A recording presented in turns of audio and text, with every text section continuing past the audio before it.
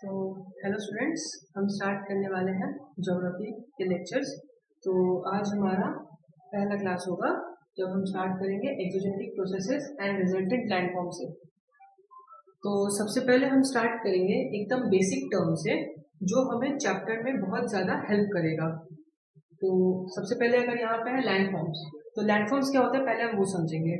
The word landform means different types of structures found on surface of earth which are produced due to geomorphic process, example mountains and plateaus। तो landform एक ये होता है structure जो हमारे earth surface में present होता है। कोई भी स्ट्रक्चर, चाहे वो पहाड़ हो या फिर प्लेटूज हो या फिर प्लेन लैंड हो या फिर कोई भी स्ट्रक्चर हो, ठीक है, इनको छोड़ के कोई भी स्ट्रक्चर होता है including this all mountain, plateaus and plains, सारे स्ट्रक्चर्स को मिला के लैंडफॉर्म्स बनता है। ठीक है, अब लैंडफॉर्म्स के बाद क्या होता है, लैंडफॉर्म्स के बाद होता है आपका जियोमॉर्फिक प्रोसेसेस। तो जियोमॉर्फिक प्रोसेस क्या होता है? Geomorphic process refers to the process which bring changes in the structure of earth। अर्थ के स्ट्रक्चर पे, मतलब अगर ये अर्थ है हमारा, अगर ये अर्थ का सरफेस है मान लिया जाए, इसके स्ट्रक्चर में सपोज यहाँ पे अगर कहीं पे माउंटेन्स है, ऐसे माउंटेन्स है यहाँ पे कहीं पे, और माउंटेन्स में अगर कुछ चेंजेस आ रहा है या फिर अर्थ के सरफेस पे प्लेटूज, प्लेन्स, जो भी है, जो भी कुछ, किसी में भी अगर कुछ भी चेंजेस आ रहा है तो उसको हम लोग बोलते हैं जियोमॉर्फिक प्रोसेसेस। मतलब अगर एक प्लेन है उसके स्ट्रक्चर में चेंज आ गया बाय एनी मीन, वो इरोशन भी हो सकता है, रिवर भी हो सकता है, बाय कोई भी प्रोसेस से, ठीक है, अगर हमारे सरफेस के ऊपर कुछ भी चेंजेस आ रहा है स्ट्रक्चर में तो उन सबको हम लोग क्या बोलते हैं? उन सबको हम लोग बोलते हैं जियोमॉर्फिक प्रोसेसेस। ठीक है, तो जियोमॉर्फिक प्रोसेस अब दो तरह का होता है, एक होता है एंडोजेनेटिक, एक होता है एक्सोजेनेटिक। अब एंडोजेनेटिक एक्सोजेनेटिक क्या होता है? Endogenetic processes that takes place inside, word को देखिएगा, inside the surface and changes earth surface. मतलब एंडोजेनेटिक प्रोसेस वो होता है, सपोज अगर ये अर्थ है, ठीक है, अर्थ के अंदर में, अर्थ के क्रस्ट के अंदर में अगर कुछ भी चेंजेस आ रहा है, अर्थ के सरफेस के अंदर अगर कुछ भी चेंजेस आ रहा है जिससे हमारे अर्थ के ऊपर के स्ट्रक्चर में, अर्थ के ऊपर के स्ट्रक्चर में कुछ चेंज हो रहा है, ठीक है, अर्थ के सरफेस के अंदर में अगर कुछ भी चेंजेस आ रहा है जिसके कारण ऊपर में इफेक्ट पड़ रहा है, उसको हम लोग बोलते हैं एंडोजेनेटिक प्रोसेस। अब एंडोजेनेटिक प्रोसेस का अगर हम लोग एग्जांपल देंगे तो वो होता है मूवमेंट ऑफ प्लेट्स। ये अर्थ का क्रस्ट है, हम सबको पता है यहाँ पे प्लेट्स रहता है, अर्थ के सरफेस के नीचे में बहुत सारे प्लेट्स रहते हैं, minor plates and major plates. तो जब ये प्लेट्स आपस में ऐसे रहते हैं, जब ये प्लेट्स आपस में ऐसे कोलाइड करते हैं ना, तो बहुत ज्यादा चांसेस है कि वो या तो ऊपर चढ़ जाते हैं ऐसे या फिर वो नीचे चले जाते हैं। तो ये प्लेट के टकराने के कारण, ये प्लेट के टकराने के कारण जो चेंजेस आता है हमारे अर्थ के सरफेस पे, अर्थ के सरफेस मतलब जो हमें दिखता है ऊपर में, ठीक है, उसमें जो चेंजेस आता है उसको हम लोग बोलते हैं क्या? Exogenetic process. अब इसके बाद दूसरा आता है जिसका नाम है एंडोजेनेटिक प्रोसेस। तो एक्सोजेनेटिक प्रोसेस इसका नाम है। तो एक्सोजेनेटिक प्रोसेस नाम से हम लोग को पता चल रहा है कि एक्सो मतलब अर्थ के ऊपर, एंडो का मतलब था नीचे, एक्सो का मतलब ऊपर। अब exogenetic process, the process that takes place outside the surface and brings around changes on the earth surface, ठीक है, इसको बोलते हैं एक्सोजेनेटिक प्रोसेस। जैसे एंडोजेनेटिक प्रोसेस में एक्शन हो रहा था नीचे लेकिन चेंजेस हो रहा था सरफेस के ऊपर, एक्शन हो रहा था नीचे लेकिन चेंजेस हो रहे थे सरफेस के ऊपर। अब एक्सोजेनेटिक प्रोसेस में क्या है? एक्शन भी होगा ऊपर में और साथ ही साथ चेंजेस भी होगा ऊपर में, ठीक है। एक्सोजेनेटिक में क्या होता है कि ऊपर में अर्थ के सरफेस के ऊपर में ही एक्शन होगा, ठीक है, और चेंजेस भी ऊपर में ही होगा। जैसे इसका एग्जांपल अगर हम लोग ले लें तो इसका एग्जांपल होता है इरोशन, मास वेस्टिंग। सपोज ये एक माउंटेन है, ठीक है, ये एक माउंटेन है और यहाँ पे अगर कुछ इरोशन हो गया, लैंडस्लाइड वगैरह कुछ हो गया, ठीक है, अगर यहाँ पे कुछ लैंडस्लाइड वगैरह होता है तो इसका सारा देखिए जो होता है मास सब नीचे आ जाता है, ठीक है।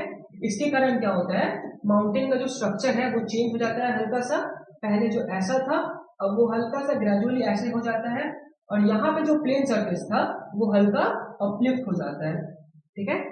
तो ऐसा चेंजेस जो होता है, ठीक है, ऐसा चेंजेस जो होता है इनको हम क्या बोलते हैं, इनको हम बोलते हैं एक्सोजेनेटिक प्रोसेसेस। मतलब सरफेस के ऊपर में ही प्रोसेस का एक्शन होगा और रिजल्ट भी होगा, ठीक है।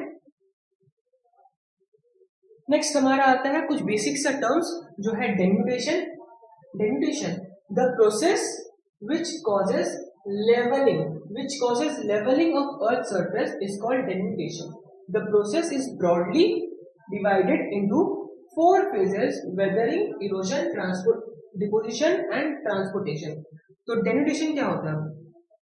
डेन्यूटेशन मतलब कोई भी जो अपलिफ्टेड एरिया है, ठीक है, कोई भी एरिया है जो या तो ज्यादा ऊंचाई में है या तो ज्यादा गड्ढा है, ठीक है, या तो ऐसे है या फिर ऐसे है, ठीक है।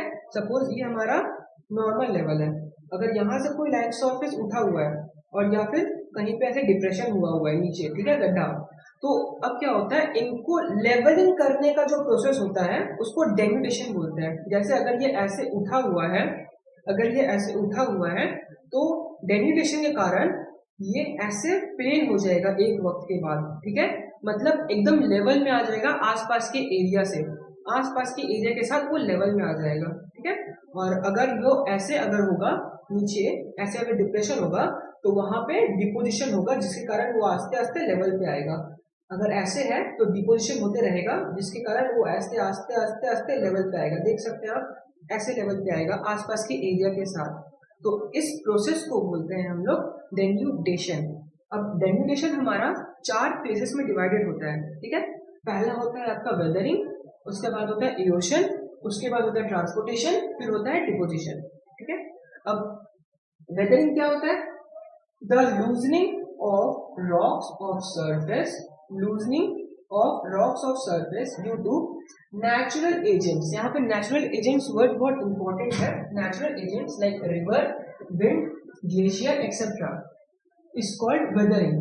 The upper rock layer is broken into tiny particles, but they do not shift or change their position. ये बहुत इंपॉर्टेंट है। वेदरिंग में क्या होता है?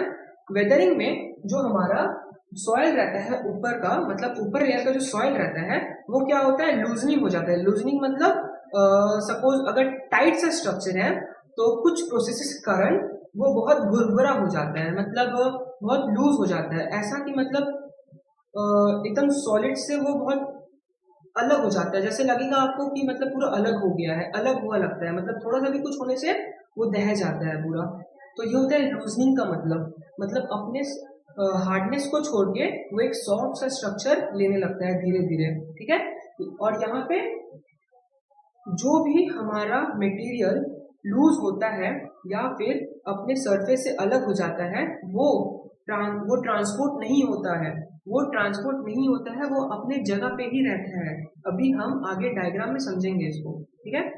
तो वेदरिंग क्या होता है? The loosening of rock of surface due to natural agents like river, wind, glacier etcetera is called weathering.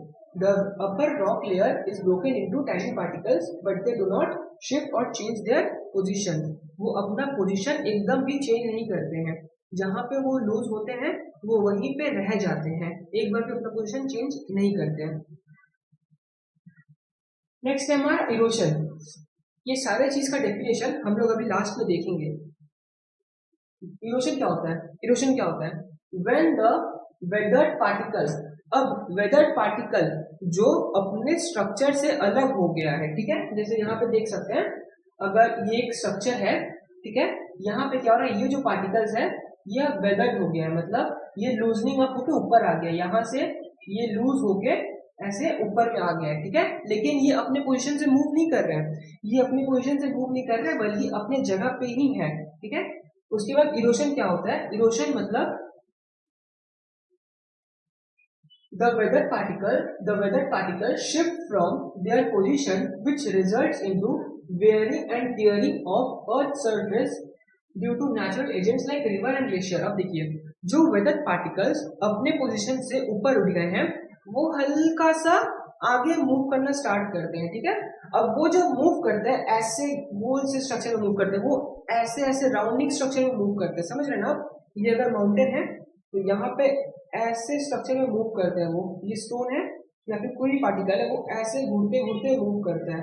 तो जब ये मूव करता है तो ये इस सरफेस से और भी बहुत सारा पार्टिकल्स को इरोड कर देता है। इसके हार्डनेस के कारण और इसके स्ट्रक्चर के कारण जब ये मूव करता है तो ये और भी बहुत सारा पार्टिकल्स को अपने स्ट्रक्चर से हटाता है, इरोशन कर देता है। इस चीज को हम लोग बोलते हैं इरोशन। इस प्रोसेस को हम लोग बोलते हैं क्या? इरोशन। तो erosion when the weather particles, जो वेदर पार्टिकल्स था, particles shift from their position, which results into wearing and tearing of Earth's surface due to natural agents like river, wind, glacier. Obviously, इनको अब move कौन कराएगा? इनको move कराने के लिए या तो कोई रिवर का काम होगा या फिर कोई विंड। अब विंड के मूवमेंट के कारण ये मूव कर सकते हैं या फिर कोई रिवर के फ्लो के साथ साथ ये मूव करेंगे। ये एक अगर रिवर बेड है, सपोज ये एक रिवर बेड है, इसमें से पानी फ्लो कर रहा है, ये रिवर बेड है, इसमें से पानी फ्लो कर रहा है, तो ये अपने साथ साथ इसके फ्लो में जितने भी पार्टिकल्स रहेंगे उनको भी मूव कराता जाएगा, तो यही होता है हमारा इरोजन का प्रोसेस। नेक्स्ट आता है हमारा ट्रांसपोर्टेशन। ट्रांसपोर्टेशन नाम से पता चल रहा है एक जगह से दूसरी जगह पे अब प्रॉपर मूव करना। Process of transport of eroded particles. अब जो पार्टिकल्स इरोजन में हो चुके हैं, मतलब इरोजन के बाद जो पार्टिकल्स इरोड हो गए हैं, इरोजन के बाद जो पार्टिकल्स इरोड हो गए हैं, यहाँ पे एक्यूमुलेट हो गए हैं एक जगह, अब वो क्या करते हैं?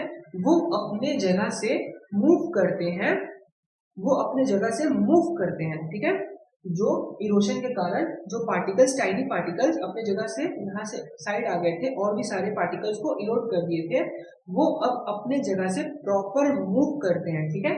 वो अपने जगह से प्रॉपर मूव करते हैं। फिर वही नेचुरल एजेंट्स का काम होता है जिसका नाम है river, wind, glacier. Natural agents ही इस प्रोसेस को भी इन्फ्लुएंस करते हैं।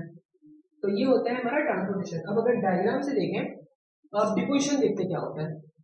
डिपोजिशन मतलब एक बार ट्रांसपोर्टेशन स्टार्ट हो गया है, ट्रांसपोर्टेशन स्मूथली हो रहा है, ठीक है। अब एक जगह आया जहां पे और ट्रांसपोर्ट नहीं हो सकता, मतलब जहां पे ऑलरेडी मटेरियल जो है ट्रांसपोर्ट, मतलब जो मटेरियल्स ट्रांसपोर्ट हो रहे थे वो बहुत ज्यादा एक्यूमुलेट हो गए हैं और उनके पास मूवमेंट का कोई स्पीड नहीं है, ना ही कुछ वॉल्यूम है। मतलब वॉल्यूम तो बहुत है पर मूवमेंट का कोई स्पीड नहीं है और स्लोप भी बहुत कम हो जाता है। पहले ट्रांसपोर्ट में जो ऐसा स्लोप रहता है, अब डिपोजिशन के वक्त वही स्लोप ऐसा हो जाता है, ठीक है, जिसके कारण इनको मूवमेंट का स्पीड नहीं मिलता है, ठीक है, और ये एक ही जगह पे डिपॉजिट होने लगते हैं।